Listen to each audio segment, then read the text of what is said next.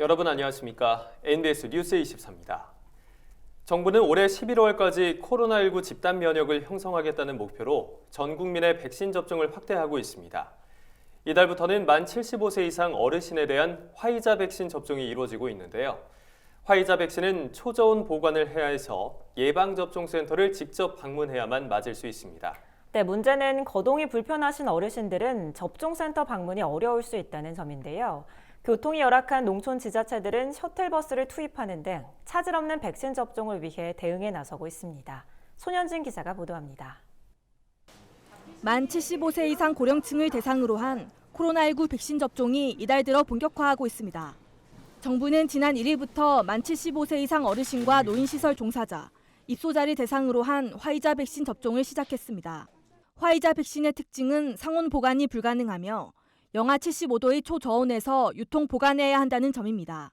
이 때문에 보건소에서 접종할 수 있는 아스트라제네카와 달리 지정된 접종센터에서만 맞을 수 있습니다. 접종센터는 백신 관리 기준에 맞게 영하 60도에서 90도를 유지하는 특수 냉동고를 갖춰야 합니다. 지난 1일 49개 접종센터에서 시작된 화이자 백신 예방접종은 15일부터는 175곳에서, 29일부터는 264곳에서 순차적으로 가동됩니다. 이번 달부터 75세 이상 어르신들의 접종이 시작되었고 65세 어르신들도 5일부터 예방접종이 실시됩니다. 6월까지 어르신들의 접종이 순조롭게 진행되면 고령층의 환자 수와 치명률도 크게 감소할 것입니다.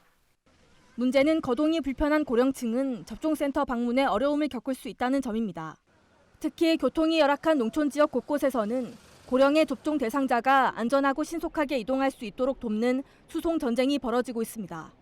전남 한평구는 15일부터 백신 접종을 시작하는 관내 어르신을 위해 택시와 전세버스를 투입하기로 했습니다.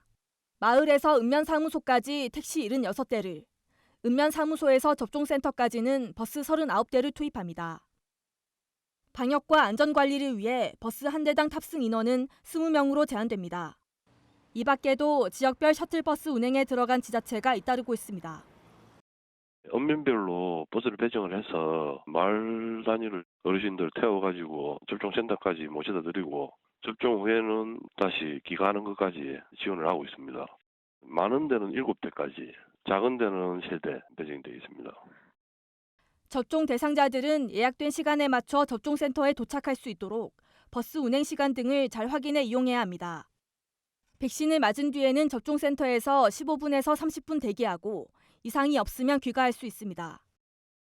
코로나19 예방접종 대응추진단은 귀가 후 3시간 이상, 접종 후 4주간은 이상 반응 발현 여부를 주의 깊게 관찰하도록 당부했습니다. MBS 뉴스 손현진입니다.